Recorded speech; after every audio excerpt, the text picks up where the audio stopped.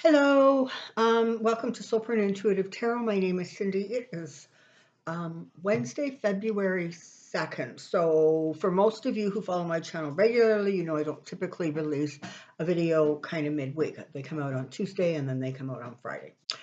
But, I woke up this morning and I reached for my phone, and the first thing that came across my feed was the fact that um, Lieutenant Colonel Alexander Vidman is suing um, Trump allies, and he is alleging a conspiracy to intimidate him. So he served on the National Security Council. As you know, he was a star witness in the impeachment. He is suing um, Donald Trump Jr., Rudy Giuliani, um, two former White House staffers, alleging that they conspired against him. He filed it in the DC District Court. And he's also in that. Apparently, there is also right wing media and others. So there's Trump's family, his lawyer, right wing media, and there is some staff from um, from the Trump administration. He, Trump flat out, wanted this guy gone. In fact, if I'm not mistaken, he retired after he gave his testimony in the first impeachment trial because he said he realized that he had sort of gone as high as he was going to go with his career because, frankly, he dared to testify against Trump. Um, so this is he's seeking unspecified damages and says his complaint aims for long overdue accountability. Oh yeah, so former White House Deputy Chief of Staff Dan Scavino and Julia Hahn. She's a former Breitbart editor who worked in the Trump White House. Stan Brand, who was a lawyer for Scavino, basically he said, well, we'll see you in court. But, so Trump isn't named as a defendant. But the thing is, this is brilliant. And the reason I hopped on here and did that 2.5-minute monologue is because when I saw it, I sort of got this instant little tingly feeling. And I thought, what, I'm going to read on that. And I thought, well, if I'm going to read on it, I may as well record it. So we can all get the news all at once, so to speak. So that's what I'm trying to take a look at. I want to do a reading on Lieutenant Colonel Alexander Vindman, and see just exactly where this lawsuit's going to go, how effective it is going to be, and if ultimately it sort of yet again puts on another layer of accountability, because there's a whole lot of people who did a whole lot of really poopy stuff and they haven't yet been held accountable. But more and more you can see it coming, and it's going to be interesting to see how Trump handles the fact that yet again one of his sons is getting sued. Also, that the rally on the weekend. So and we know, like, the time before he went on this crazy rant, it was because his attorneys have been talking to the district attorney in Georgia, and that didn't go well. So the weekend rant is sort of now being attributed to the fact that I believe it's the DC Attorney General has now requisitioned the documentation for the lease agreement pertaining to the old post office building, which of course turned into that big Trump hotel thing. So apparently that's got his knickers in a knot. And the other thing that happened today that I thought was really interesting is that the National Archives has said that they are now releasing, probably by tomorrow, so what day is it, Wednesday? So Thursday, they are going to be releasing Vice President Pence's documents and paperwork. Sometimes when I think about, the former guy, I gotta tell ya, it reminds me sort of, and not that I've ever actually had the stomach to watch this, but I hear, when you put the lobster in a pot and the water gets warmer and warmer and warmer, and he doesn't realize, or she, I guess, doesn't realize that she is literally being boiled to death. Sometimes that's actually the picture I get in my head of, that guy, because it's like all of this stuff is going on around him and he's reacting because on some level he sort of must recognize that this isn't good, but you just get the feeling that he really comprehends or understands exactly how not good it is. Okay, sorry for the funny lighting. I live in Alberta and we have an amazing sun. The sun is brilliant all year long, but it's particularly lovely in the winter months. So I'm going to go pick up that card. Hang on. I guess it's time to stop shuffling because it was the Ace of Wands that flew out. So, of course, that's about communication, getting heard, etc. So come on down. I have a question. We're going to leave that ace out and just see what else comes up.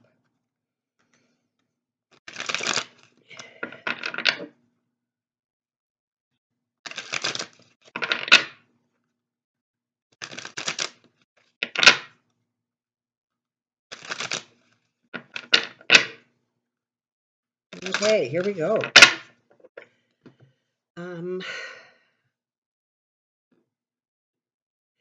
Vinman, lawsuit, success. Vinman, lawsuit, success. Vinman, lawsuit, success.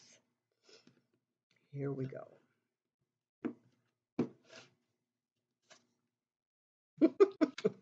And of course, you all know that this is my card for the former guy. Wow. Okay. So remember, this is from the perspective of the lieutenant colonel. So he is seeking justice. He has the words. Okay. So he testified. His famous tagline, I believe, was because in America the truth matters. He has the words, and the words are being very cleverly compiled in such a way so that they really do tell a very fluid story. Now, I don't know if the lawsuit is one of those talking ones where it gives a bunch of details. It didn't seem like it, but what this message is saying is that he really was, I'm not going to use the word traumatized because that makes him sound sort of like a victim, but he was right annoyed. Insert appropriate word here.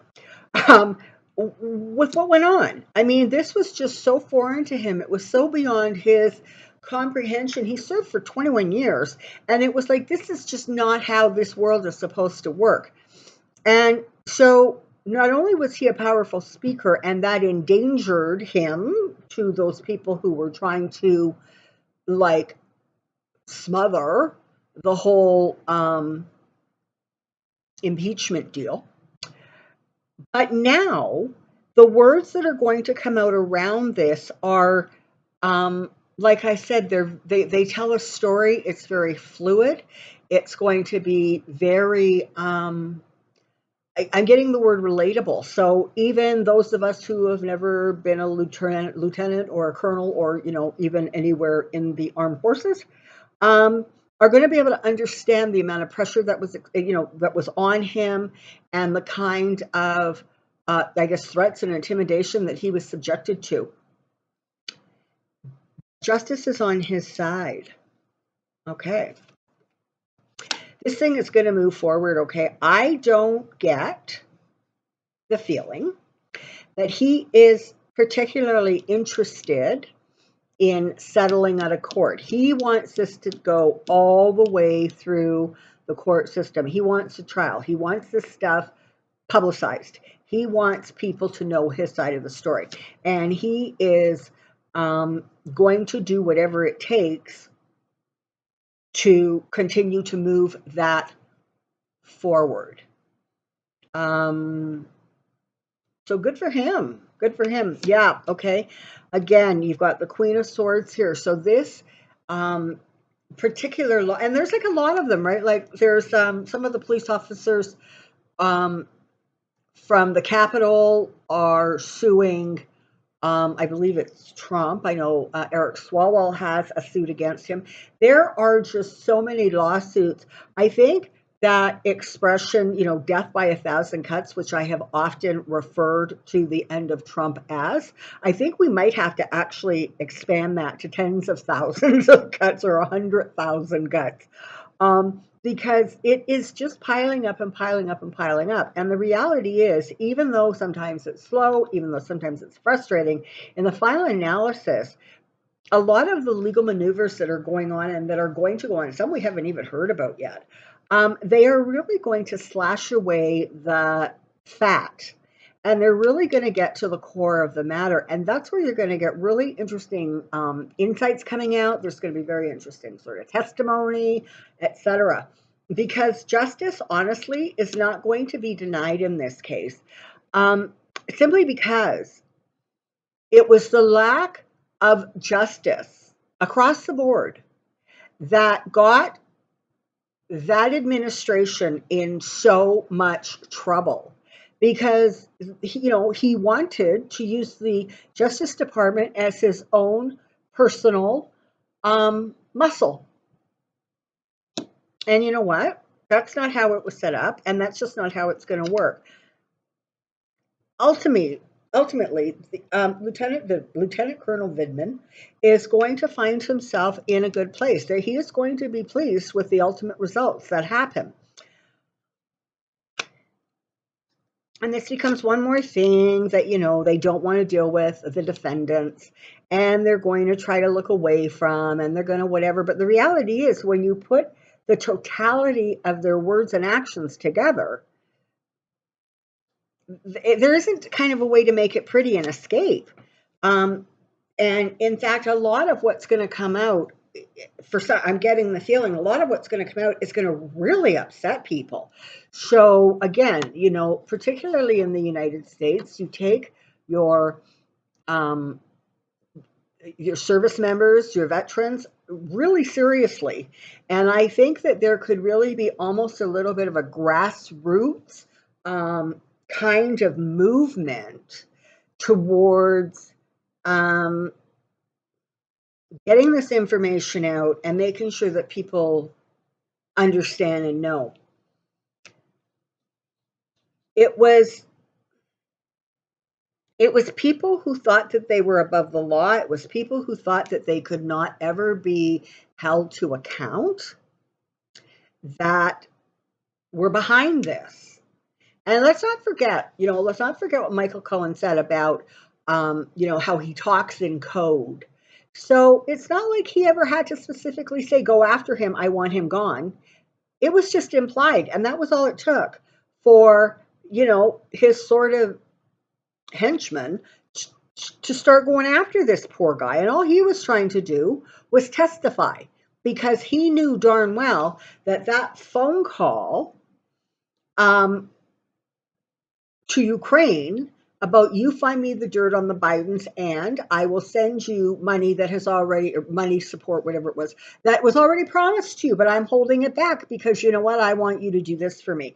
Those kinds of people really were in a mindset, honestly, where they were never going to be held accountable. They really believed it. And so now the tides have changed, and they are. And there's a lot of panic going on, because you know what? The thing that's interesting is, in some ways, these lawsuits are talking about people who honestly, we maybe kind of know their names on the fringe of something. I mean, not Giuliani, of course, and not Junior, but some of the others that are named, it's like, do we even know these people? But those people were instrumental in playing some significant roles. The problem is, those people honestly are no longer under, presidential protection, which they were at the time. I don't know if you saw, but apparently, who called Lindsey Graham a rhino, because Lindsey Graham suggested that, Trump sort of running on a campaign where he was going to hand out pardons to people who were currently in legal trouble because of January 6th, that, Lindsay said that maybe that wasn't appropriate. Trump freaked. Okay. So again, a lot of the people did a lot of the stuff they did because they really believed that they were under this umbrella of protection. And when the umbrella collapsed, a lot of these people, they're just average people and they can't afford sort of a lot of high priced lawyering. So again, this is the other card for, who. And it's talking about the theft. So it's talking about not only the theft of um, Alexander Vidman's career, although I'm sure he's, bounced back and he's doing well because, of course, for many, many, many people in the United States and frankly around the world, he is someone who is to be looked up to and admired. So I'm sure he's okay. I don't know because I haven't ever read on him before. His energy is really interesting. It's sort of like a combination of, that expression, a steel hand, a velvet glove, or an iron hand, velvet glove, whatever that expression is. And that's sort of the energy I get. There's sort of like a real inner strength and inner integrity to this gentleman. But there is a humility and a gentleness about him. And I guess some foolish people neglected to see the strength, they neglected to see the integrity, and they foolishly interpreted that sort of quiet demeanor as somebody who could be pushed around. And what they're finding is, yeah, that's not exactly how this is going to play out and how this is going to work. So, I got to say, it sort of looks like this is going to end up being a successful lawsuit. And listen, he's got the Ten of Pentacles sitting here, so it sort of makes one think that, this he may end up getting a significant reward, or that's not what it's called. I can't remember what it's called. The payment, the money that you receive from a civil suit because, they can't go backwards in time and fix whatever it is you lost. So they compensate you with dollars. I absolutely would not be surprised if one of the calculations is how many years more of active service he should have had, and that gets multiplied out by his salary per year, and talking about advancements. It's like it just does not look insignificant. But make no mistake, he's not in it for the money. He's in it because these people had the nerve to try to denigrate the United States. It's an interesting sort of tell that for somebody who was, I can't remember now, sort of head of the European something. So he had a broad area that he looked over. And then, he was part of the National Security Council. So somebody who in every other administration, 20 years, was considered a valuable asset, was respected and acknowledged. And let's not forget, his brother was also in service. But for 20 years, he was considered a valuable, knowledgeable, intelligent asset. And yet, this Yahoo comes along, and all of a sudden he is like the number one enemy of the people. If that's not telling you something about kind of how twisted sort of things got in that administration, I just don't actually know what does. I have to say, it feels as if there are a few more what I would term civil lawsuits. Okay, so people who have been injured or done wrong that are still to come, that still haven't been filed yet. And, like I said, that death by 1,000 cuts is starting to feel like death by 10,000 cuts, because the reality is that that guy, is losing his grip on a lot of the Republican Party. Some of the stuff that's coming out of his mouth is so insane that, really people are just like, they just don't want to comment. They don't want to draw attention to themselves. They don't want anything. They just want him to shut up already and be quiet, because it's making it very difficult for their re-elections. It's making them very difficult for them to sort of move on to other messaging. But the reality is that slowly but surely, aside from that, 20% who are like rabid followers of his, people are recognizing that he really is losing his grip. And so it's not as scary as it was, a year ago, a year and a half ago, whatever it was, to contemplate suing him, or suing after, or going after the people surrounding him who were doing dirty. It's just really as simple as that. Okay, well, so thank you for indulging me in this additional video for the week. I am going to be releasing it right away. So as soon as I get it uploaded, you're going to see it. As always, thank you so much for being here. Thank you for the comments. I read them all. They're so special. I am so grateful and so appreciative. And I continue to be really humbled by all of the lovely sort of testimonials that are showing up pertaining to people who have had private readings, and their lovely comments and compliments on them. So thank you very much for that. Alrighty, Friday's video has already been done, so that you will see that on Friday. And of course, don't forget, on Saturday, your Pick Your Crystal video will be released on Saturday morning. All right, until next time, take care. Be well. We'll see you soon. Bye-bye.